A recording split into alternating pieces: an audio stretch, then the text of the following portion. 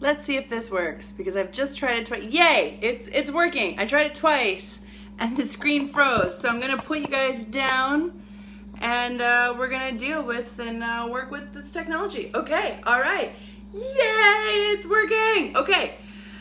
Hi, everybody. So Wednesday, welcome to Wednesday. It's your Wednesday, and this is Own Your Own World for Women with Dr. Carlen. What's going on? What's going on? I hope everybody's hump day is happening.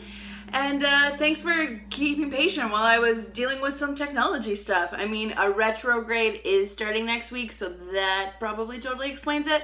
But we're just going to go with it. See what happens. I don't know. Anyways, so today I have a very interesting topic to talk to you guys about. And today's topic is all about your addiction.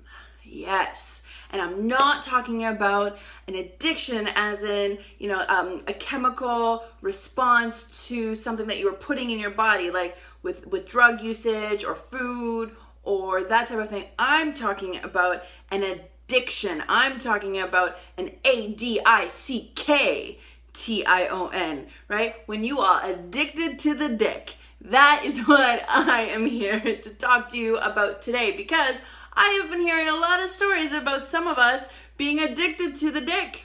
I mean, I get it. It's pretty freaking delicious sometimes, and it's okay. And, we're seeing a big rise in women being able to talk about sex, ask for the sex that they want. We're seeing, I was actually just reading this morning that there's actually a rise in requests for male escorts for women all around the world. I'll be publishing that study on my Dr. Carlen page later this afternoon.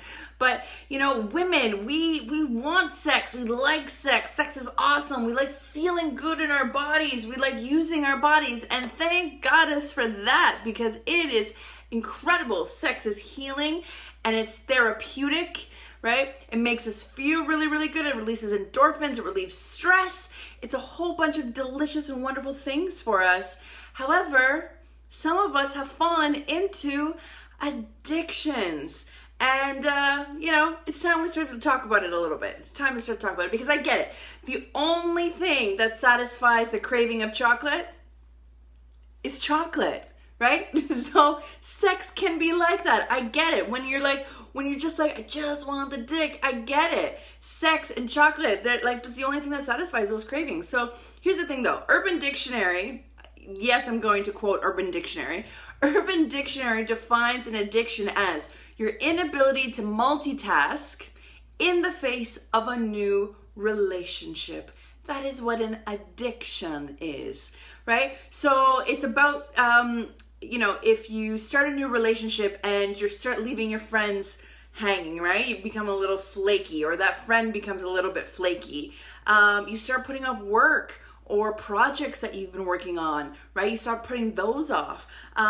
When everything in your life revolves around you getting the D, you've got an addiction, right? So if you're canceling things and rescheduling things and making yourself a little bit stressed out and crazy just because you want your schedule to work for their schedule, that might be an addiction, just saying. So here's the thing though.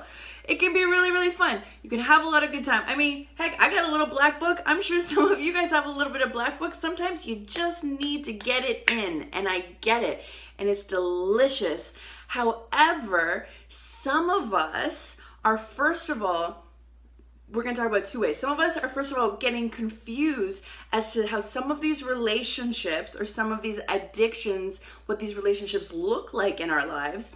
And some of us are using these relationships to disguise us from what it is we actually want and are looking for in this life. So let's talk about the first one.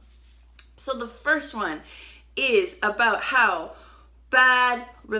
we are confusing some of these addictions as proper relationships in our lives. So we think if I change my schedule, if I put on something sexy, if I make them something awesome, if I become flexible for them, then maybe they'll like me. Maybe they'll, maybe we'll start dating. Maybe that fantasy that I have of us having this like beautiful and wonderful relationship will actually come true. Yeah. So I'm going to tell you 9 times out of 10, it's not going to happen. It's not going to happen. Now, don't get me wrong. There have been stories, I have been part of some stories where you start off as a friend with benefit relationship and it turns into a real relationship. Those happen. I get it, right? Those totally, they're real. It totally happens.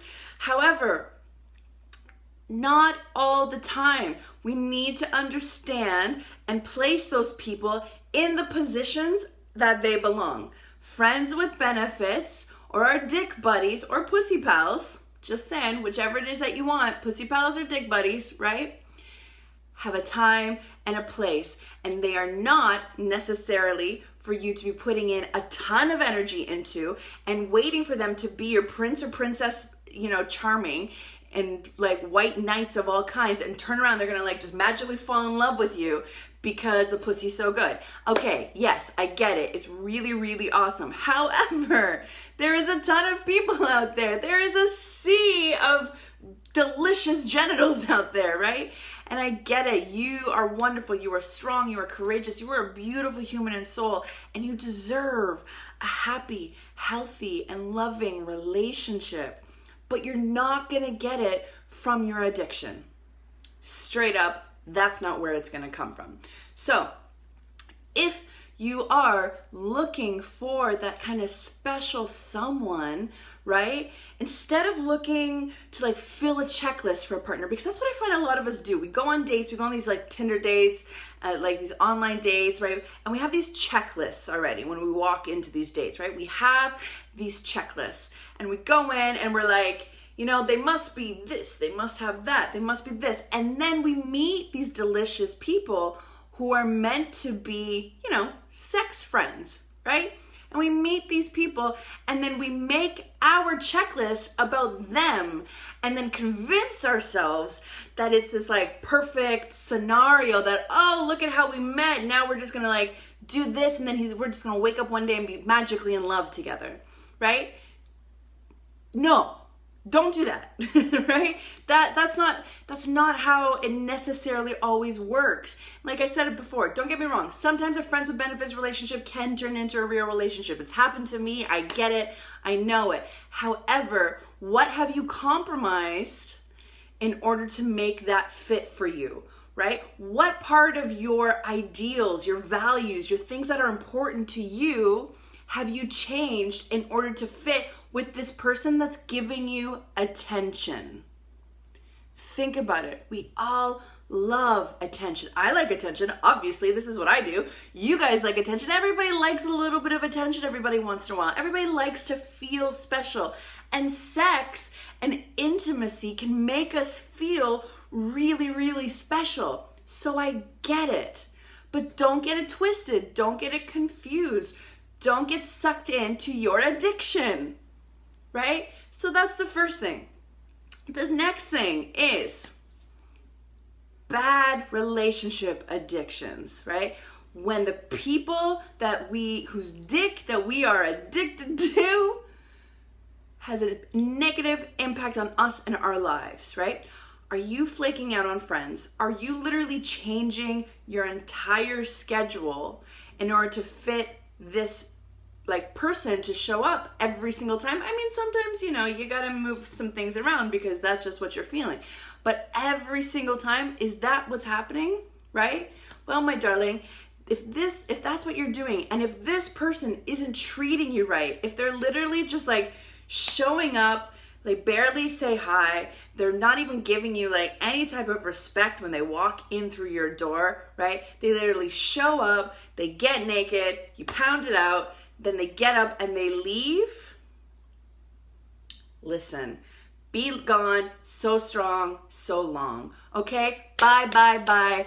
Out of here. That is a negative impact of an addiction because the dick has driven you crazy because you have literally now put yourself below someone else. You have literally put yourself below yourself, right? Like it's just become this like crazy thing that you've gotten yourself into. And I know some of you are in this situation, and I know some of you know some friends who are in this situation. Talk to them about their addictions, right? Because here's the thing, we have shit to do in this life. Women, we have a lot of shit to do in this life. We have a lot of things we need to do and take care of, including ourselves. And having some sexual healing, having that beautiful intimacy and that healing sexuality and expressing that is really, really awesome. I get it. Like it's really quite wonderful, and I want that for you so much. But I want it for you with someone who's going to respect you, or with some people who are going to respect you, whatever it is that looks like for you. No judgment, I swear. Right? I want the person who walks in through your door, whether they're friends with benefits or whether they are somebody that you're potentially working on a relationship with, right? To respect you, to have values for you, and to share in that sexual healing, in that shared intimacy with you together for the purpose that the sex is, whether it's just fucking it out or just like, just you need someone to touch you and hold you. And, it's somebody who kind of sort of cares about you a little bit. And I get it. Who cares about you as a friend? They don't have to care about you as a deep and intense lover, but care about you as a friend and someone that respects you and honors you and thinks of you as a sacred space that they can share that with, right? And I get it. So this now is about looking at how we want to own our lives, because we have goals and we want to crush them. We want to crush our own goals, right? Not just pretending and crushing faked orgasms, because I know for a fact that a lot of you are faking orgasms in your friends with benefits relationships. I know you are, because you are compromising your sense of self for the sex, for the addiction, and the time to stop that is now. Now. That's why we have vibrators and massages, okay? That is why. So if you're craving an orgasm and if you're craving some touch, go get a massage, go buy a new vibrator and make it work, okay? That's called a good Friday night. Bring a bottle of wine and invite me over. I'm a good time. I can talk, right? I'll teach you some new techniques. It'll be good. But here's the thing. What it really does boil down to is your sense of self-care. I posted this really awesome article that a friend of mine sent me last week, and it was about what does true self-care look like, right? What is true self-care? Because it's not just like bubble baths and chocolate. That's not just what true self-care is, right? True self-care is about making the choice to create and build this life that you don't regularly need to escape from. That is what true self-care is. You want to build and love a life that you don't need to regularly escape from. I mean, like go on a journey, go on an adventure, escape a little bit every once in a while, because that's a good time, right? But if you need to be regularly escaping from it and you're using the excuse of sex to do that, then we need to start looking at what self-care really looks like and means for you. So here's some things to think about. Have you faced your failures and disappointments, right? It's okay to make mistakes. It's okay to fuck up every once in a while. It's okay to say and do things, but face them. Forgive yourself for them. Re-strategize and recover. Okay? Second thing, what some of these addictions are doing is creating more conflict in your life. And this conflict is satisfying. Let's go with that word. Your immediate desires and indulgences. And I'm all about pleasure.